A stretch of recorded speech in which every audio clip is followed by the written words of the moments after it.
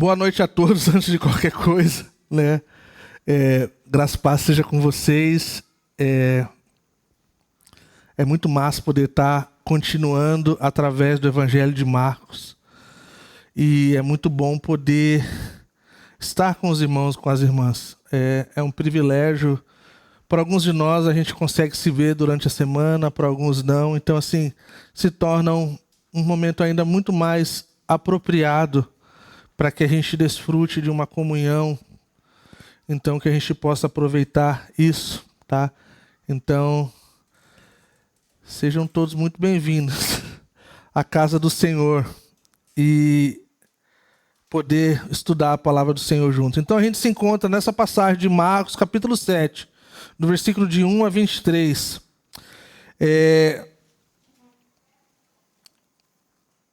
A gente está acompanhando, né, de forma um pouco diferente, talvez, do que a gente fez das outras vezes. A gente está tentando pegar um ritmo, vamos assim dizer, que seja algo que seja bom para a gente e para todo mundo, né?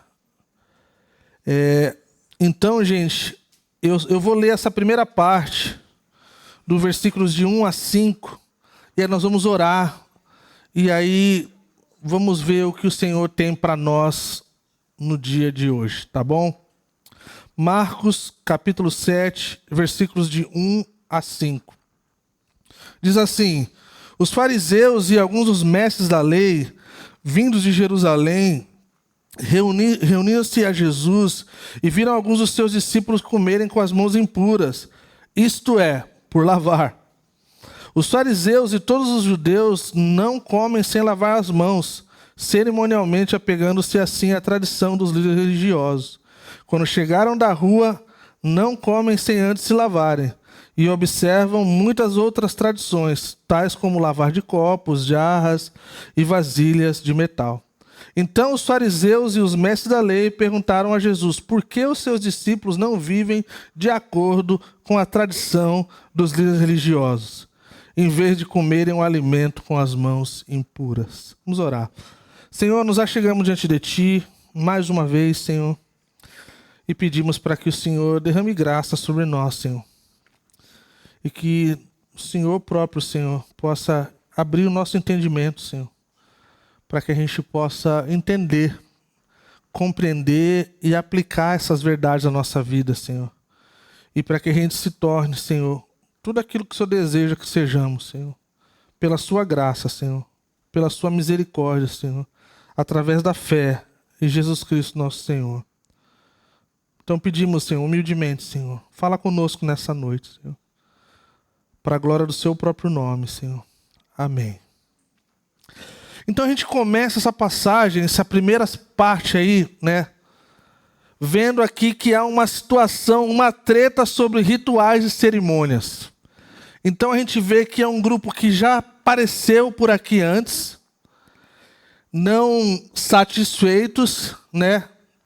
Então eles voltam a uma cena parecida, mas diferente. E a gente vai olhar então para cada coisa disso. A primeira observação que a gente faz fala que vindos de Jerusalém. Se a gente lembra da divisão, Jesus está na Galileia, né? Jesus está a caminho de Jerusalém, mas nessa metade ainda ele está na Galileia. Então, o que nos faz entendermos é que existe uma delegação, como foi falado em Marcos capítulo 3, versículo 22.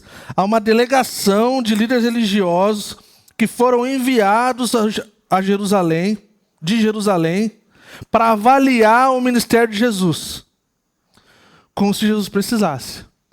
Mas no caso deles, não era para ver a qualidade e com as coisas boas e os milagres e os sinais e as maravilhas que Jesus fez. Era para se pegar algum erro, para pegar Jesus em alguma infração, para que pudesse então adiantar tudo aquilo que eles já queriam, tudo que já tinham no coração deles, que era da fim do Senhor, né? Então a gente viu essa delegação em Marcos 3, 22. Eles então pronunciaram uma dura condenação contra Jesus, né?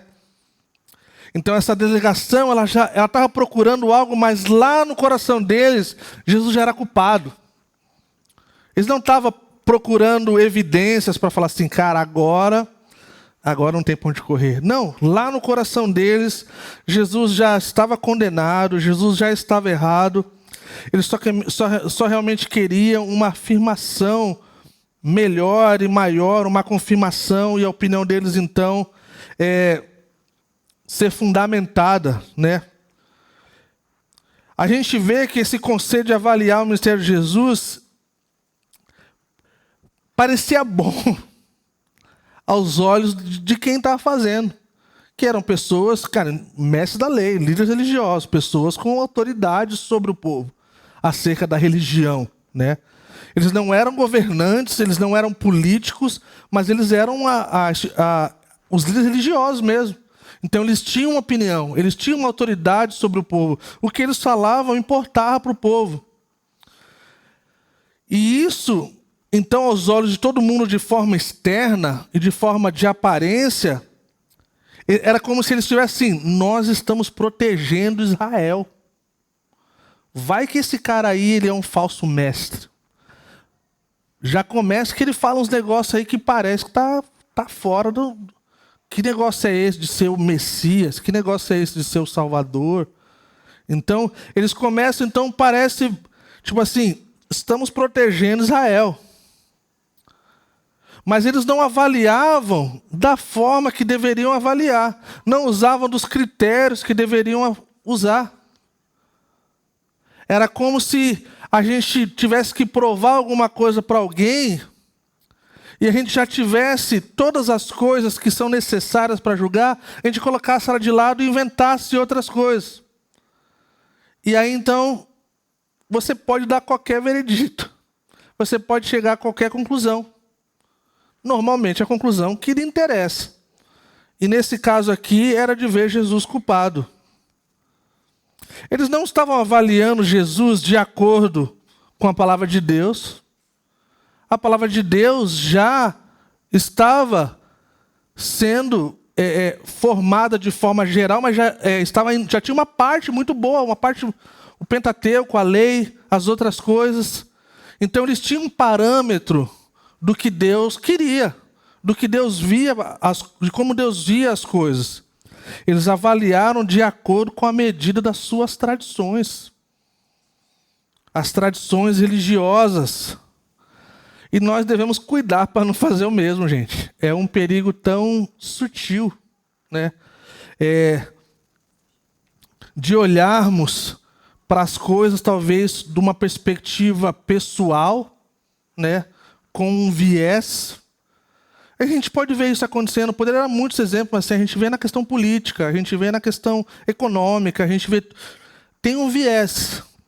E quando o povo de Deus ele não consegue usar das ferramentas e das coisas que nós devemos avaliar, nós olhamos então através de uma lente, né, numa cosmovisão, vamos assim dizer, que não é bíblica. Aí então nós chamamos de certo o que é errado, nós chamamos de errado o que é certo, nós inocentamos pessoas culpadas, né? Nós culpamos pessoas inocentes. Então, é interessante pensarmos disso para que a gente não se torne pessoas que são como essas, né? Olha que interessante, fala que eles comiam, né? Comeram com as mãos impuras, isto é, por lavar. Né? Essas lavagens cerimoniais, né, elaboradas, não lavava por causa da limpeza. Os judeus tinham essa prática. É um povo que sabia observar rigorosamente e de forma rígida regras, né, e ritos e coisas. É como se fosse uma mãe old school. Quando faz a leitura aqui, não parece tipo assim, uma mãe falando, tipo assim, ó, o lance seguinte, cara, chegou, já lavou a mão, ó, não sei o que lá, não sei o que, escovou o dente, não sei o que. Tem alguns pais assim, tá, gente? Eu não sou machista, tá? Mas no caso, assim, a gente lembra da mãe. Tá? E é uma mãe, assim, legal. Tem que acontecer. Em casa tem isso, mas é de forma positiva. E até com os adultos, tá? A Lília já fez um sinalzinho ali. Chegou da rua, tem que lavar a mão, mano. Entendeu? Que você tocou em coisas que não devia, você mexeu com dinheiro, você mexeu com cartão, cara. Aí você pega umas coisas ruins e não sabe por quê. Aí fica aí uma dica. Né? Então as mães old school aí estão no crédito. Aqui os fariseus não estão no crédito. Gente, é impressionante como o número de leis e regras e coisas que esses caras tinham. É impressionante. E sabe o que é o pior da cegueira dessas coisas? É que a lei, ela nos mostra que nós precisamos de um Salvador. A lei, ela é um símbolo da nossa imperfeição. Se você quiser levar a sua vida à risca diante da lei, você não chega muito longe. E eu não estou falando das centenas de regras e cerimônias e rituais que eles estão falando aqui. Estou falando de uma coisa, talvez, não sei se posso colocar mais básica, mas talvez assim, em número inferior. Então, se a gente fosse olhar para os 10 mandamentos, só 10 mandamentos, toda essa sala estaria condenada. Sabe por quê? Porque se você quebrar um, você quebra todos. E se aí então você fala assim, não, mas eu nunca matei ninguém. Você nunca matou ninguém, talvez, com revólver, ou com faca, ou com alguma coisa. Mas você já olhou para alguém e no seu coração aquela pessoa morreu. Jesus falou isso, falou assim, cara, se você já olhou com essa coisa ruim, mas eu nunca adulterei. Gente, uma das coisas como pastor a gente aprende é quando alguém fala assim, pastor, eu fiz tal coisa, mas eu não adulterei. Aí eu falo assim, defina. Porque se for definir, gente, o adultério está na porta ali, batendo o sino. Entendeu? É por coisinha. Começa. E aí então a gente vê que a gente não precisa ir muito longe sobre a cobiça, sobre a amargura, sobre o desejo de coisa que não é nossa. Tantas outras coisas, mas a gente não chega muito longe. Por quê? Porque a lei é uma demonstração que nós precisamos de Cristo. Cristo foi o único capaz de cumprir toda a lei. Porque Ele é perfeito. E a gente precisava de um exemplo que fosse para a gente o que Ele é para a gente. Então, a gente começa a entender que existem alguns parâmetros que não estão no lugar. Existe sim uma realidade, existia na época, já dentro do Pentateuco, os 5 primeiros livros, especialmente em Êxodo, que falava que era um mandamento bíblico que os sacerdotes tinham que lavar as mãos e os pés antes de entrar no tabernáculo. Êxodo 30, 19, 40, 12. Existia isso. É verdade essa parte aqui. Isso fornece uma base para uma prática generalizada de lavagem nos rituais do judaísmo, dentro da questão do judaísmo palestino e da diáspora. Agora, a interpretação e a coisa de levar além disso é onde a gente precisa olhar, e olhar com um olhar bíblico, né? Então eles viram alguns dos discípulos comendo com as mãos impuras. E a gente vê então que essas lavagens foram ordenadas pela tradição, não pelas escrituras. Pelas escrituras estava se referindo aos sacerdotes, o qual se estendeu para os demais. Os líderes religiosos, também conhecidos como mestres da lei, eles tinham esse conhecimento. Eles sabiam disso. Mas ainda assim, com uma ênfase grande, tornando coisas que não são, se tornando como se fossem. Então os discípulos então são criticados por não obedecerem a essas tradições. A gente já viu alguma coisa parecida com essa em relação ao sábado e tantas outras coisas. Uma coisa que é importante antes de a gente seguir adiante é que no judaísmo daquela época eles honravam a lei escrita, mas havia também essa questão da lei oral, né? Que também estava escrita, mas era a tradição e a interpretação do homem em cima dessa lei escrita. Muitos desses líderes judeus do tempo de Jesus honravam a lei oral ainda mais do que a lei escrita. Há pensamentos acerca do por que isso se torna uma realidade. Um comentarista, Warren Wiersbe, ele fala assim que o rabi, né, um dos rabis, a Eliezer, ele fala que aquele que expõe as escrituras em oposição à tradição não tem participação no mundo vindouro. Olha que interessante. Aquele que expõe, que coloca as escrituras em oposição à tradição, não tem participação no mundo vindouro. Que viés é esse? Aí tem outro, né? A Mishnah, uma coleção de tradições judaicas, né? No Talmud, registra assim: é uma ofensa maior ensinar qualquer coisa contrária à voz dos rabinos do que contradizer a própria escritura. Não parece um neopentecostalismo dublado com judaísmo e um negócio estranho?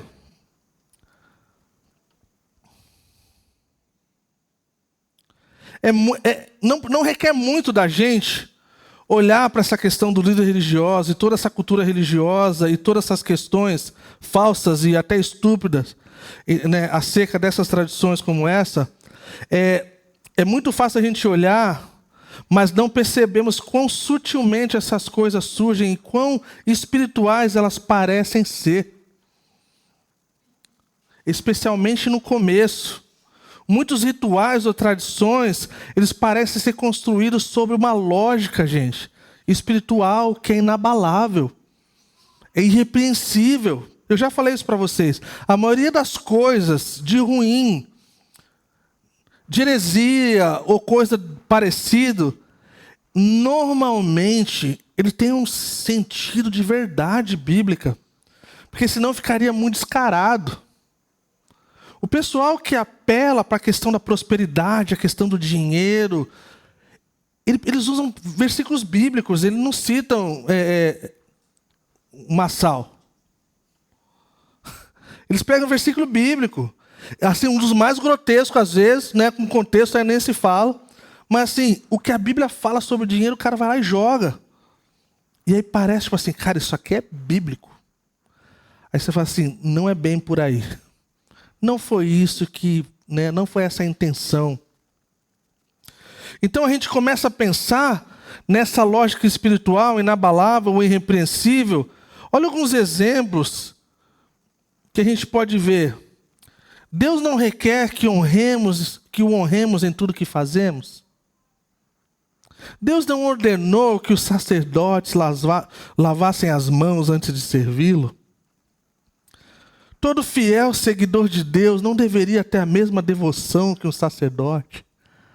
Indo além, nós não acreditamos no sacerdócio universal dos crentes. Isso não é para mim também. Toda refeição não é sagrada para Deus. Não devemos aproveitar todas as oportunidades para nos tornarmos puros diante do Senhor. Olha essas perguntas, gente. Você fala assim, caramba, é verdade, cara. Agora eu vou voltar para casa e o modo mãe old school vai entrar. E tipo assim, cara, agora vai ser tipo quando era na época do Covid aqui na igreja, mano. Cara, galera, mano, álcool gel aqui, ó.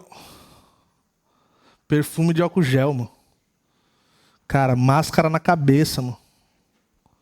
No olho, na testa, na boca, no queixo, no pescoço. Deus não diz que quem pode subir ao monte do Senhor ou quem pode estar em seu lugar santo é aquele que tem as mãos limpas e o coração puro. Salmo 24. Quando essas perguntas são colocadas dessa forma, gente, mano, não tem como ir de outra forma e falar assim, cara, essa parada tá certa, mano. Corretamente, cara.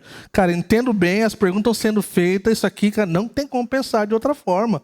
É sim, sim, sim. Então, até que você concorde com a lógica que sustenta essa tradição.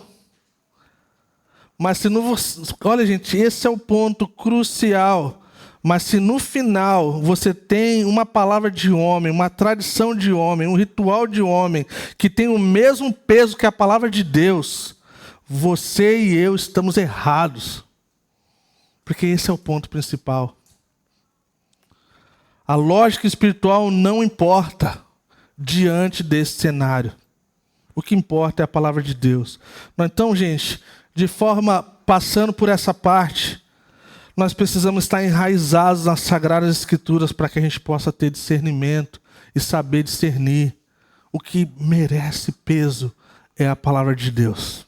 A palavra dos homens, de certa forma, existe sim um lugar e uma importância, né? Não seremos tolos de dizer isso, né? Mas nesse contexto, nessa questão de tradição, nessa questão de jugo, nessa questão de religiosidade, a gente sempre precisa tomar cuidado e sempre colocar na balança das Sagradas Escrituras. Pensar que, gente, da mesma forma, mais do que nunca, a gente precisa olhar para esses pastores e pensadores e coaches e seja o que for. É nesse crivo que nós devemos olhar. Porque a hora que a gente der atenção e basear a nossa vida, o nosso trabalho, o nosso coração, a nossa família, em coisas que não são parte das Escrituras Sagradas, a gente vai se colocar num lugar terrível e não vamos ter as promessas que a palavra de Deus tem para a gente. Não vamos ter a garantia de que das coisas que Jesus falou para a gente, se a gente então andasse no caminho dele, estivesse com ele, nós estarmos garantidos. Então as Escrituras sempre na frente, sempre o maior peso. Ah, fulano é famoso, fulano tem não sei o que lá, não sei o que lá. Cara, tem PhD fazendo interpretação de texto igual uma criança de 8 anos. E é raro, mas acontece com frequência.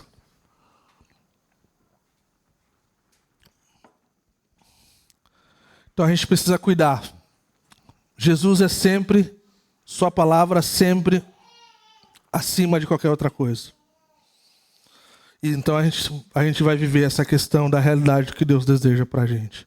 Vamos lá, do versículo de 6 a 9, ele fala assim: e ele respondeu: bem profetizou Isaías acerca de vocês, hipócritas. Como está escrito, este povo me honra com os lábios, mas seu coração está longe de mim. Em vão me adoram, e seus ensinamentos não passam de regras ensinadas por homens. Vocês negligenciam os mandamentos de Deus e se apegam às tradições dos homens. E disse-lhes: vocês estão sempre encontrando uma boa maneira de pôr de lado os mandamentos de Deus, a fim de obedecer às suas tradições. Gente, esse texto é forte. E para você que está nos visitando, ou talvez está há pouco tempo na igreja, fala assim: caramba, eu ia vir domingo que vem, tipo, a palavra ia ser mais doce, mais branda, né? Tipo assim, é radical. Então a gente vê aqui, né, eles exaltando a tradição do homem sobre a vontade de Deus, mais uma vez, gente.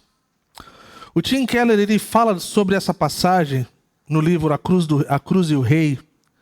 Ele fala assim que é como se fosse um start desse movimento que a gente vê hoje, da questão do que, quão longe as pessoas conseguem ir diante dessa questão da tradição do homem, ou da vontade do homem, ou do desejo do homem, ou da cultura do homem, ou da forma que o homem vive. Ele fala que é como se fosse um start disso.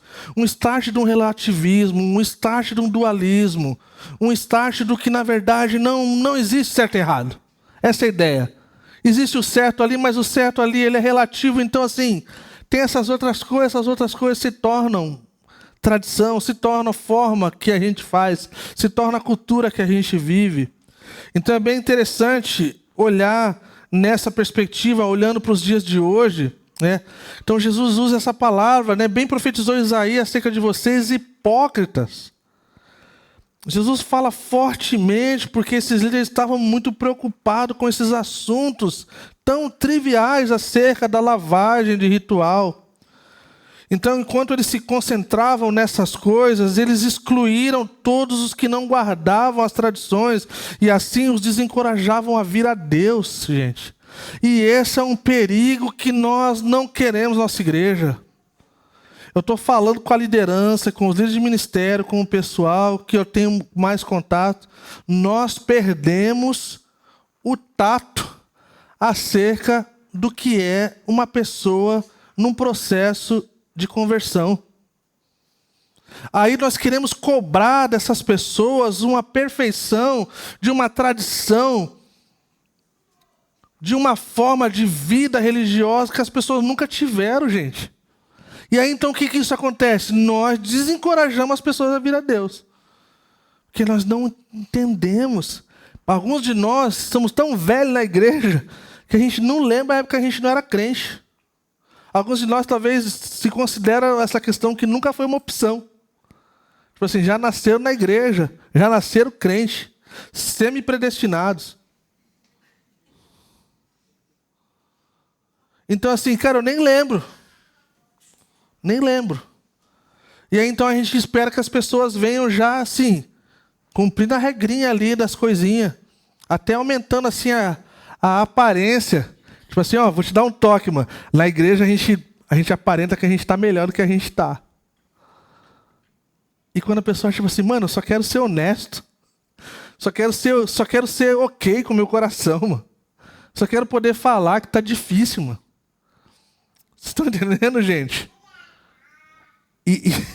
E assim, cara, a gente vai viver isso de uma forma, gente, muito maior.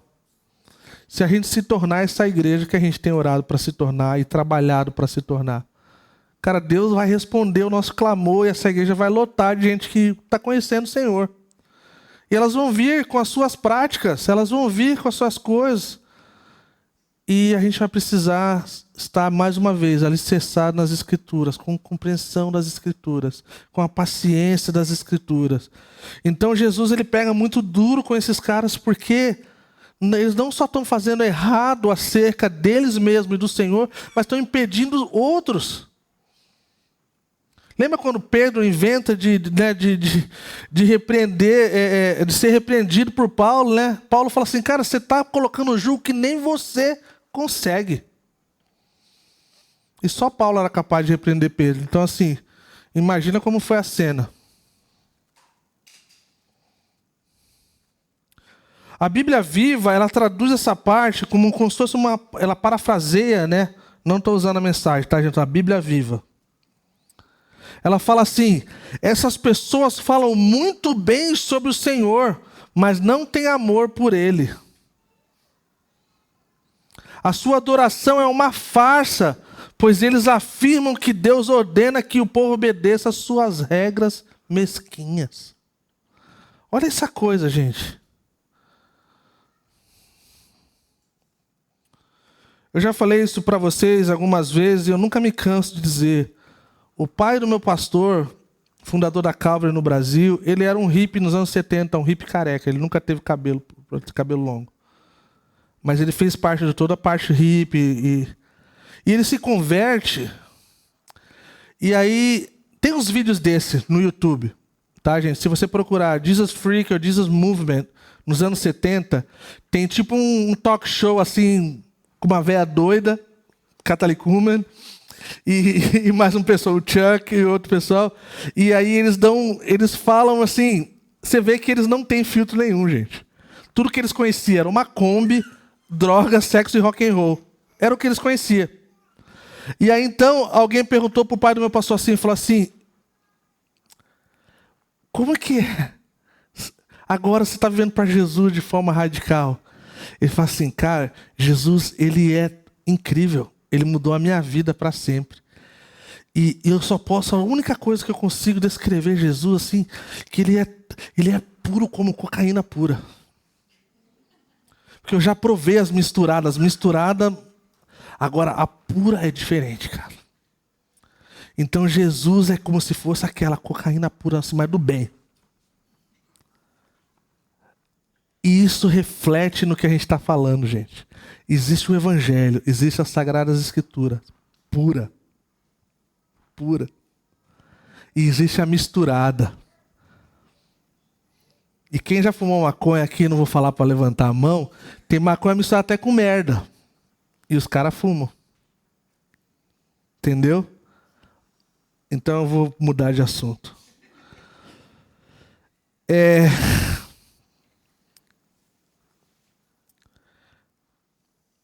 Durante a pandemia, um pregador famoso, Paul Washer, ele, quando liberam lá para ele pregar, depois dos decretos e toda a loucura, então ele sobe no púlpito e tem uma multidão.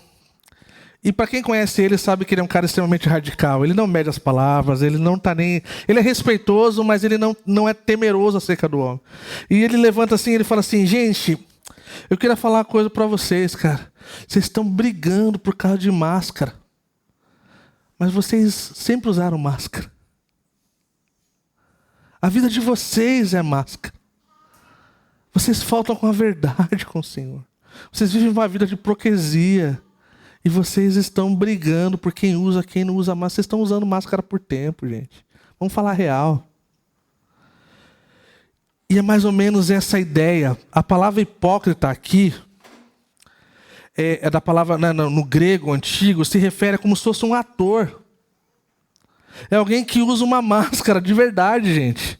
A imagem que eles promovem é mais importante para eles do que eles realmente são. E nós não queremos isso, gente. Nós cremos na arte. E a arte é uma coisa incrível, né? E nós temos artistas na nossa igreja. E nós desejamos ver Deus usando pessoas que amam Jesus na arte. Mas não é esse o caso aqui.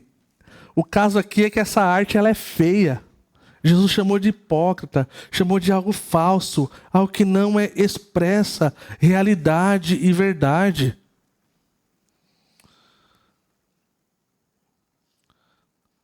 Uma das coisas que eu amo acerca da Calvary, há inúmeras coisas que eu amo, é que nós, por crer na Bíblia, nosso desejo maior é que sejamos transformados de glória em glória, de tempo em tempo. O nosso desejo e o desejo do Senhor para nós é que nós sejamos transformados.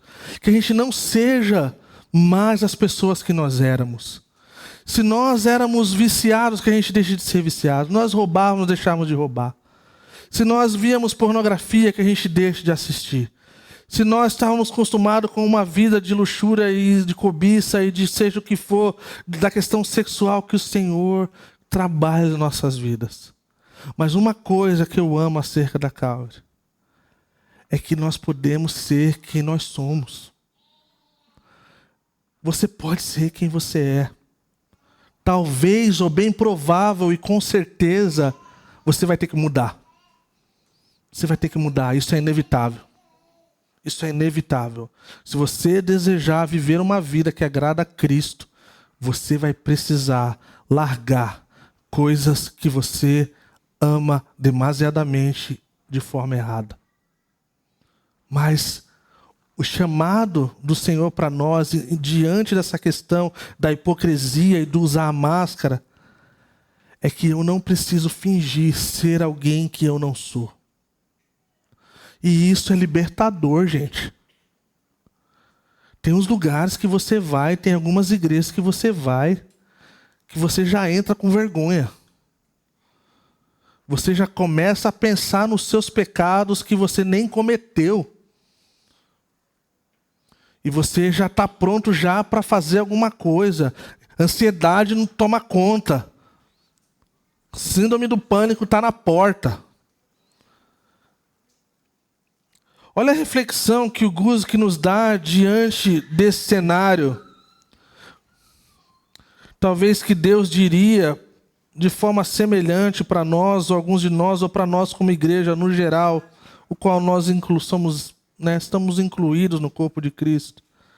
Ele fala assim, talvez seria assim, eles frequentam a igreja, mas o seu coração está longe de mim. Eles leem a sua Bíblia, mas o seu coração está longe de mim. Eles oram com eloquência, mas seu coração está longe de mim. Eles até contribuem com dinheiro, mas seu coração está longe de mim. Eles ministram muitas coisas, mas seu coração está longe de mim. Eles adoram cantar, mas o seu coração está longe de mim. Eles falam com os outros sobre Jesus, mas o seu coração está longe de mim. Isso é uma coisa terrível. Tem uma música do John Foreman que fala Instead of a Show, que eu recomendo que todos possam ouvir, dá essa ideia. É uma letra radical. O John Foreman é um músico incrível, não precisa de recomendação. Não é o John Foreman lutador de boxe, tá, gente? É o John Foreman cantor, vocalista da banda Sweetfoot.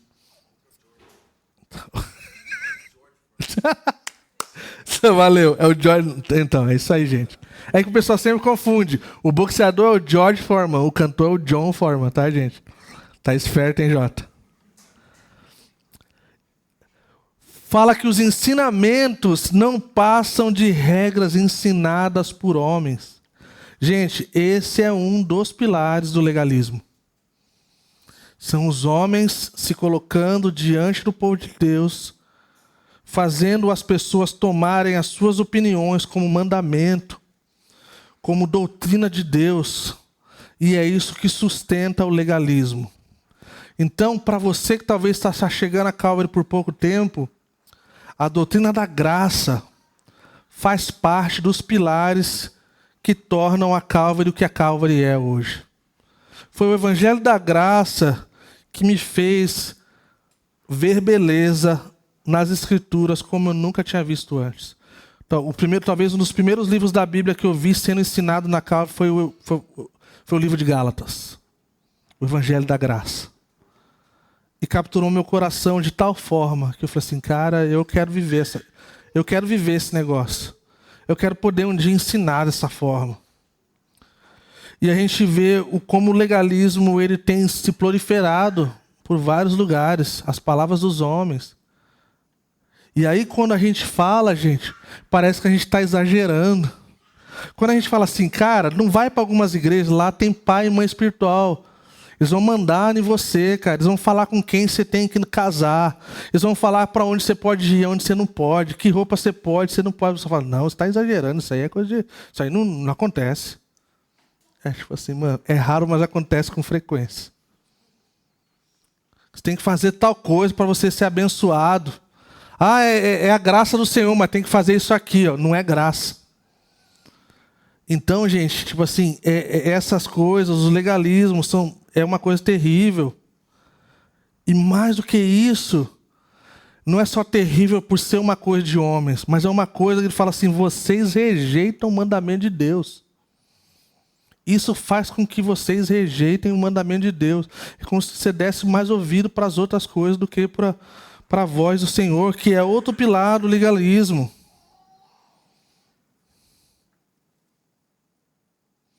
Uma coisa terrível. Aí então a gente vê do versículo 10 a 13 um exemplo de como as tradições desonram a Deus. A prática de não ajudar seus pais com os bens e ofertas. De 10 a 13. Pois Moisés disse, honre teu pai e a tua mãe. Quem amaldiçoar seu pai ou sua mãe terá que ser executado. Uau! Mas vocês afirmam que se alguém disser ao seu pai ou sua mãe... Qualquer ajuda que vocês poderiam receber de mim é corbã, isto é uma oferta dedicada a Deus. Vocês desobrigam de qualquer dever para com seu pai ou a sua mãe.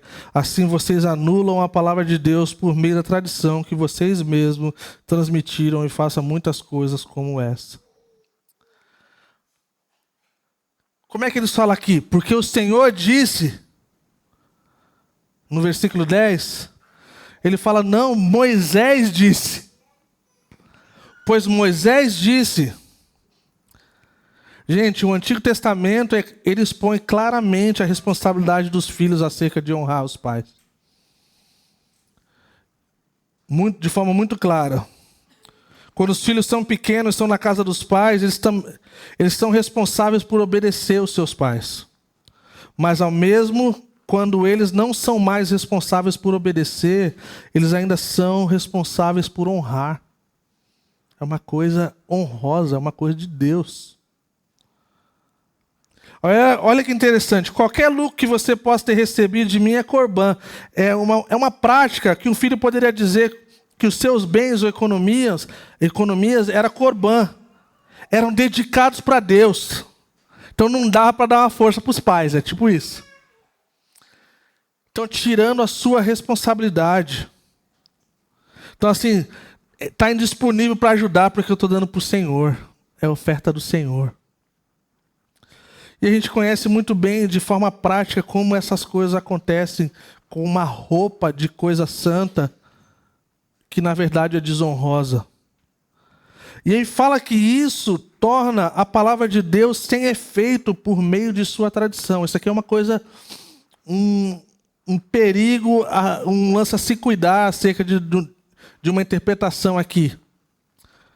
Que a palavra de Deus, ela tem efeito, sim. Ela traz mudança, sim. Mas olha como é que a circunstância faz com que a palavra de Deus fique sem efeito, porque ela é sobressaída diante dessas coisas. Ela não dá vazão para as escrituras, então as outras coisas, elas se elevam. Então é como se o filho pudesse desobedecer completamente ao mandamento de honrar seu pai e sua mãe, fazendo de forma religiosa. É exatamente isso. Então Jesus chama isso de tornar a palavra de Deus sem efeito, através da tradição. E a gente vê isso, gente. A gente vê isso. Versículo 14 a 16. Jesus chamou novamente a multidão para junto de si e disse: ouçam-me todos, e entendam isso. Não há nada fora do homem que nele entrando possa torná-lo impuro. Pelo contrário, o que sai do homem é o que torna impuro. A gente que veio do retiro agora, lembra essas palavras. Se alguém tem ouvidos para ouvir, ouça. Aqueles que têm ouvido para ouvir, ouça. E Jesus, então, ele está falando assim, deixa eu falar um negócio para vocês, cara. Vamos resumir esse negócio, cara. Entendeu? Cara, são as paixões de vocês, são os desejos de vocês, são os amores de vocês, que estão descontrolados e fora de mim, e isso resulta numa impureza. E isso torna vocês impuros. É basicamente isso. Então ele fala à multidão sobre a mera imagem da religião. Então ele chama a multidão para junto de si. Ele fala para que ouçam, para que possam entender. E ele começa então a explicar que não há nada que venha. Aqui parece uma forma, como se não houvesse outra forma, Ele fala, não há outra, mas sim, existem outras formas. Mas nesse caso, lidando com essa realidade, ele estava falando que a questão cerimonial, ele tá nesse assunto ainda, gente. Então ele está querendo dizer que o que entra e vai para o seu estômago vai sair. E pronto. Agora, o que está no seu coração vai reverberar em ação, vai virar a sua vida. Essa é a ideia.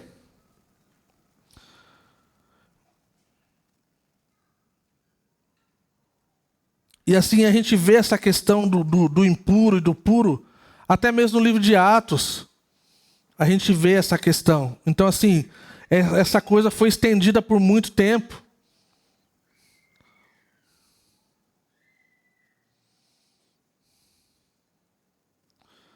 E aí, nos remete ao que eu falei por um ano, talvez, acerca do coração como centro das nossas afeições.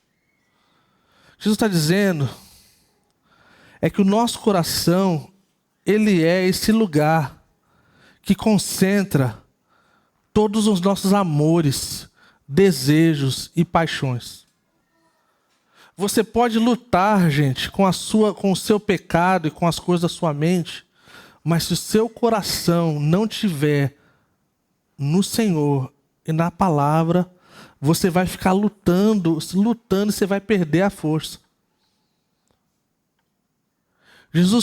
O próprio Escritura nos diz que enganoso é o nosso coração, que dele flui tudo de ruim. e de bom. Que nós devemos cuidar dele como se fosse uma coisa que a nossa vida dependesse dele. Então, eu já falei isso algumas vezes, para mim foi libertador. Hoje eu tenho que falar com um certo cuidado, né? Mas ainda assim é um dos meus livros favoritos. Você é aquilo que ama. Tá? Foi talvez o livro que eu mais comprei, que eu mais dei de presente. É tecido de catolicidade. Para o pessoal que vem do catolicismo, talvez vai ver muita semelhança, tá? Porque na perspectiva que ele traz essa questão de como a igreja funciona diante dessa questão. Mas a coisa principal é que ele fala que todos nós somos discipulados, treinados, ensinados por várias coisas na nossa vida. E tudo de alguma forma mexe com o nosso coração. Essa é a ideia central. Então, quando nós estamos lidando com algumas questões, o primeiro lugar que a gente deve avaliar é o nosso coração. Meu pastor costumava dizer que a questão da nossa mente para o nosso coração é a questão de um palmo. Para chegar. Porque para descer, a gente pode ter a nossa consciência assim, cara, eu sei o que eu tenho que fazer, cara. Eu sei que isso aqui é o certo. Mas se não descer para o coração, a gente vai continuar praticando e fazendo as mesmas coisas, sem que mude muita coisa. Então, que a gente possa cuidar do nosso coração. Que a gente possa ter nosso coração recalibrado no Senhor. E por muito tempo eu falei que o domingo é uma forma que Deus recalibra os nossos corações. É que Deus mexe com as nossas afeições. Os nossos amores são mexidos. E a gente então no domingo é lembrado do que é verdadeiramente o que nós amamos e desejamos. E aí quando nós somos enviados, então no final do culto, a gente vai com a nossa mentalidade pensando, cara, o Senhor mexeu a minha vida e eu tinha dificuldade com essas coisas aqui, mas eu estou agora com o Senhor e eu sei que eu preciso cuidar do meu coração. Para mim, quando eu percebi isso, quando isso mexeu de verdade comigo, muitos pecados que eu estava lutando por tempo, eu já não precisava mais lutar. Porque eu sabia que a resposta para eles era o meu coração. Então o que eu precisava fazer? Ter meu coração calibrado no Senhor. Cuidar das práticas espirituais, das disciplinas espirituais. Orar, ler a Bíblia, jejuar, ter tempo a sós com o Senhor. E isso mexe com o nosso coração. E isso nos faz desejar coisas do Senhor. Vou falar uma coisa para vocês. Eu ouvi de alguém no passado. Raramente ou quase nunca, alguém que comete pecados graves, quando eu falo grave, que tem consequências enormes. Se você fizer a pergunta para eles, o que foi que eles alimentaram o coração deles nos últimos 30 dias, ou uma semana, ou 2 semanas, ou 3 semanas, a resposta vai ser interessante. Você não vai ouvir que aquela pessoa estava lendo a Bíblia todo dia, estava adorando o Senhor todo dia, estava conectado com o Senhor todo dia, estava indo para a igreja uma vez por semana. Para você ver o poder dessa questão. Ninguém acorda de manhã cedo, gente, e fala assim, cara, hoje eu vou tocar o terror. E eu não vou nem pensar nas consequências. Estou falando de um crente, tá, gente? Falando de um crente. Não, gente, você tem que estar muito longe do Senhor, das Escrituras, para você chegar nesse ponto. De botar a perder coisas mais preciosas que nós temos, gente. Pessoas fazendo isso com uma certa frequência. Vamos lá para o final. 17 a 23. Depois de deixar a multidão e entrar em casa, os discípulos lhe pediram uma explicação da parábola, como sempre, né? Será que vocês também não conseguem entender? Perguntou-lhes Jesus. Não percebem que nada entra no homem que pode torná-lo impuro? Porque não entra em seu coração, mas em seu estômago, sendo depois eliminado? Ao dizer isso, Jesus declarou, puro todos os alimentos. Porque, cara, vai para o estômago e tchau. Versículo 20. E continuou, O que sai do homem é o que torna impuro. Pois do interior do coração dos homens vêm os maus pensamentos, as imoralidades sexuais, os roubos, os homicídios, os adultérios, as cobiças, as maldades, o engano, a devassidão, a inveja, a calúnia, a arrogância e a insensatez. Todos esses males vêm de dentro e tornam o homem impuro. Então a gente vê aqui, gente, que é uma lista de 13 coisas. Algumas versões trazem no plural, outras versões trazem no singular. Algumas coisas dividem aí, dá uma intenção de que é alguma coisa de moral e outra coisa simplesmente princípios. Eu gostaria de encerrar. A gente não vai ter tempo para poder descrever, e eu acho que também a gente não precisa, também não requer, de entender o que é imoralidade sexual. Talvez para quem é novo convertido, envolve pornografia, envolve filmes, envolve sexo antes do casamento, roubos a gente sabe muito bem, homicídios a gente sabe muito bem, adultérios, como eu falei, volto a dizer que existe um cuidado para os homens que são casados. Uma coisinha, gente, é sutil. Pode ser num dia que você está ruim e você ouve uma coisa, cara, que mexe com você e mexe com o seu corpo. E você então começa a agir conforme. E isso leva a lugares de adultério e tantas outras coisas que a gente precisa cuidar. Essas coisas são sutis, não começam de forma grande, elas começam de forma pequena normalmente. Então que a gente busque ter, sermos casais saudáveis, que sabem elogiar uns aos outros, sabem cuidar e guardar do coração um do outro. Para que a gente não bote a perder uma coisa tão preciosa que o Senhor nos deu. Eu sempre, quando eu caso alguém, eu falo que para olhar para o noivo e para a noiva, para lembrar que é um lembrete da graça. Para sempre. Quando você acordar de manhã, você fala assim, cara, essa aqui é a graça do Senhor por mim.